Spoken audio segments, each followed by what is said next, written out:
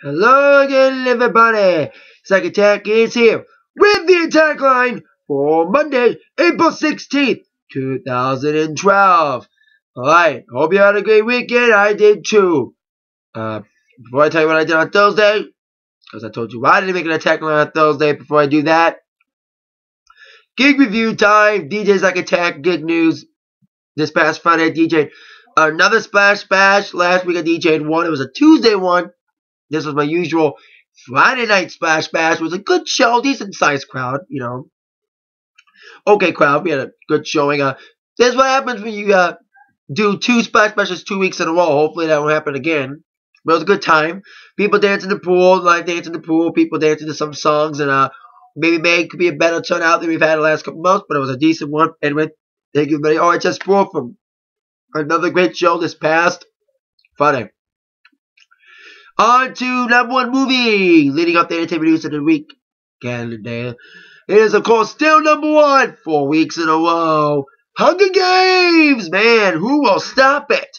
21 million it made over the weekend. Of course, #2 is The Three Stooges with 17 million. Not that bad of a showing. Who will beat it? We will all find out. Probably no one will defeat Hunger Games, but it will last longer than anyone expects. So there you go with that. Now on to, like I said, I mentioned on Wednesday's attack line, and making an attack line on Thursday, because I went to see Springsteen and East Street Band at the Palace of Auburn Hills with my dad. Great show. Yes, he missed a lot of good songs. He didn't do Glory Days or any of those songs, but it was mostly based on songs on the new album, Wrecking Ball. My favorite new songs he did was Jack of All Trades and the title track, Wrecking Ball. Where's the name with our financial situation in the world today? But he did a lot of great old songs, including the best encore I've seen, with Thunderbolt leading it off, then Born the War, Dancing, and 10th Avenue Freeze Out, ending it, especially with a tribute to Clarence Clemens.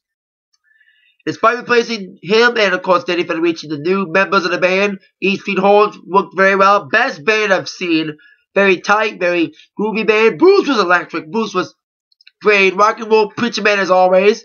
Even crowd surfing. Pulling some people in the crowd to dance with him, like Dance with the Dog he did. Put out a young kid doing Waiting for a Sunny Day. Even drank beer from someone in the crowd. Who would do that? Madonna won't. Anyway. Great show for the boss this past Thursday at the Palace. He walked in on Thursday. Would have loved to do songs like Glory Days and stuff, but I'm glad he did songs like Katie's Room, Badlands, Because Tonight. That was cool. So, good show for the boss. So we all know the boss. Bruce Springsteen is a member of the Rock and Roll Hall of Fame. Well, one of his East Street Band members, little Stevie Van Zandt, went to the Hall of Fame induction ceremony this past Saturday to induct the Faces, one of many inducted in the class of 2012. No one thought he was sick. Of course, we had a guy from Simply Red filling the spot, but of course the biggest no-show, we all know, Axl Rose didn't show up to the Rock and Roll Hall of Fame to be inducted with Guns N' Roses. He was mentioned by many of his former band members who were there. Doug McKagan was there, Slash was there, Steve Adler was there, Matt Soul was there. I think Izzy didn't show up because of the fan conflicts. Axl's name might have been not mentioned by name, but anyone mentioning him in the third person got booed, especially Green Day, who were inducting Guns N' Roses. I'll get to Green Day and new album in a moment.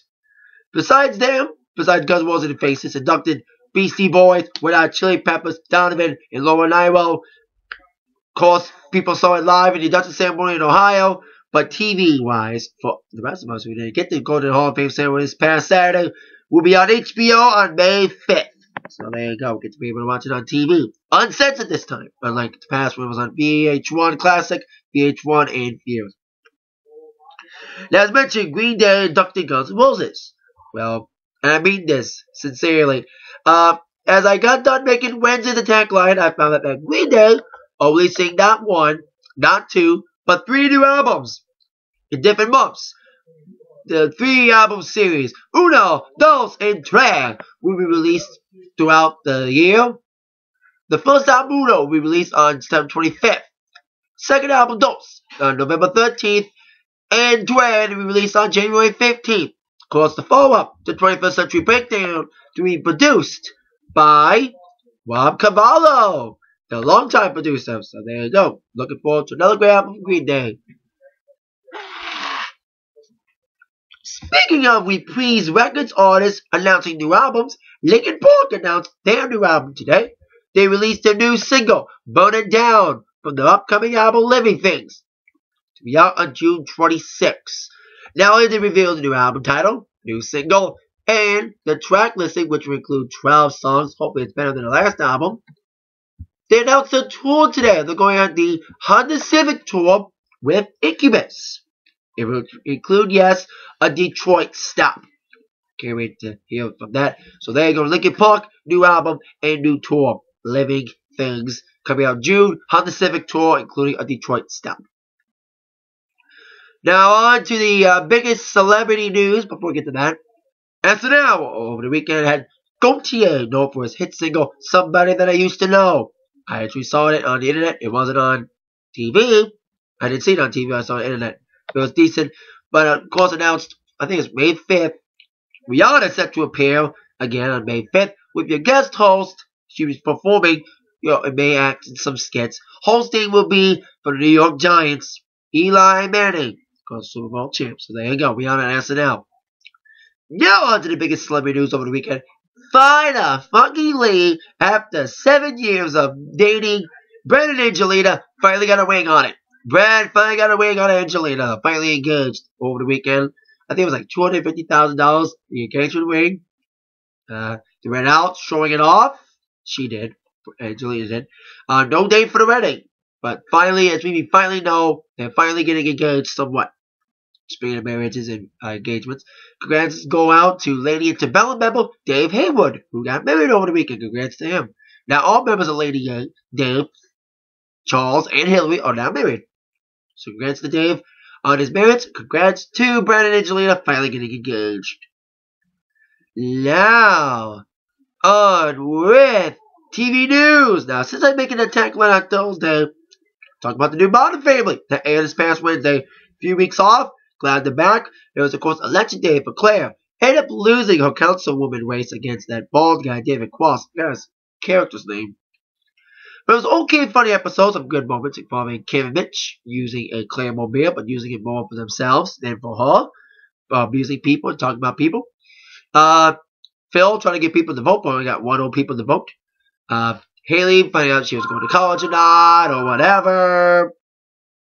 And, couple other things happening. It was an okay episode, very funny episode. Hopefully this upcoming week will be funny, but it's Modern Family. It'll always be funny no matter what. Better than Glee.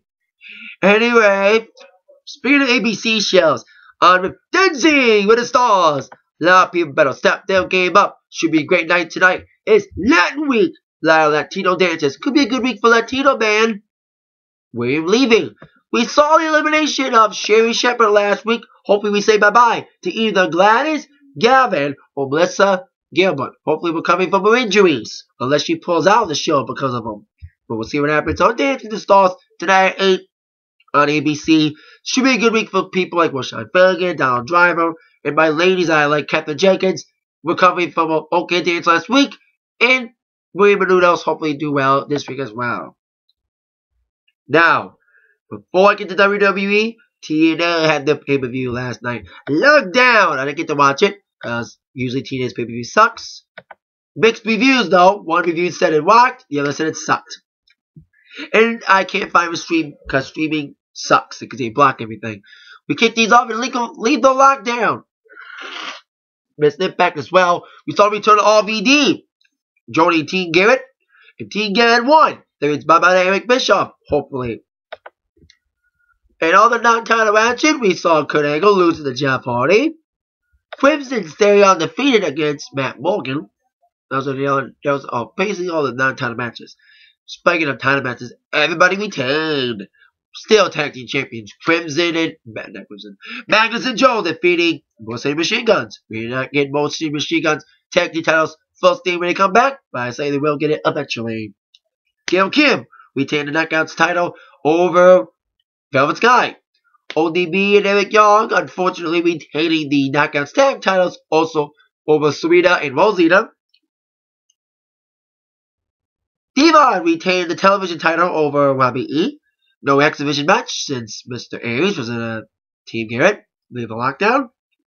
And for the TNA World title, Yes, Bobby Roode retained the TNA World title against James Storm in a very screwy ending when Storm kicked Roode off the apron, door open, boom, Roode on the floor.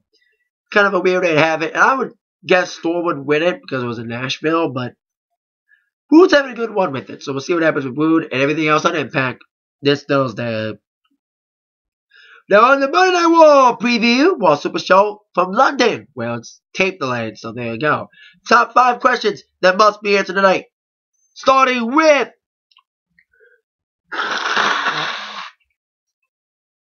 question number 5. Will Lord Tensai, aka Albert, aka Trade, get a pin or submission? Last 2 weeks he's been on, he beat the shit, literally, the shit out of Alex Riley, and last week Yoshitatsu. But mostly winning by referee stoppage. Will we get a pinfall or submission on somebody? We'll find out tonight. Question number 4. How power hungry will Giant All-Nighters be tonight? Especially in London. Especially with some matches being made for Extreme Rules and all that. So there you go. We'll see what happens with him in London tonight. Question number 3. Speaking of Extreme Rules, where are the other matches being announced for Extreme Rules? We know what stipulations been added for one of the matches. Specifically Cena and Lesnar. I'll get to that when I get to them. We may find out who Punk's going to defend the WWE title against, or whoever is the WWE champion after the title match tonight, which I'll get to in a moment. So we'll see what matches get added, if anything gets added. And I'm thinking there might be. Question number 2. I mentioned Punk. What happened tonight with Punk's title match against Mark Henry? And what will Jericho do? Well, apparently they're saying on WWE.com there's footage of CM Punk at a pub in London that will air tonight. With CM Punk or CM Drunk, the storyline's going on with him and Jericho. And for the 3rd week in a row, 2 weeks ago it was a count out. Last week DQ. This week no count out, no DQ for the WWE title. CM Punk against Mark Henry. Hope he doesn't suck. We'll see what happens there. See what Jericho does. 2 weeks ago it was a Jack Daniels bottle. Last week it was a bunch of beer poured on Punk and getting the walls of Jericho put on him. And Punk even smashed an award. Punk won at the Golden God Awards. We'll see what happens with Jericho and Punk tonight. And Punk and Henry in their match. Question number 1. What happened between John Cena and Brock Lesnar? Last week's match was made officially. John Cena will take on Brock Lesnar's Extreme Rules. Today on WWE.com, John Laurinaitis said it's going to be a no DQ, no count out match. Extreme Rules match at Extreme Rules. And I expect a brawl between these two. Last week we saw a brawl between them that had referees and all the wrestlers stopping it. We'll see what happens tonight with these two and everything leading up to Extreme Rules tonight at 9, 8 Central on Raw from London on USA Network. That's it for this week of today's Atakline. See you all later tonight for my Raw review. With that in mind, y'all been attacked by the news from Zach. Thank you very much. See you all later. Yeah.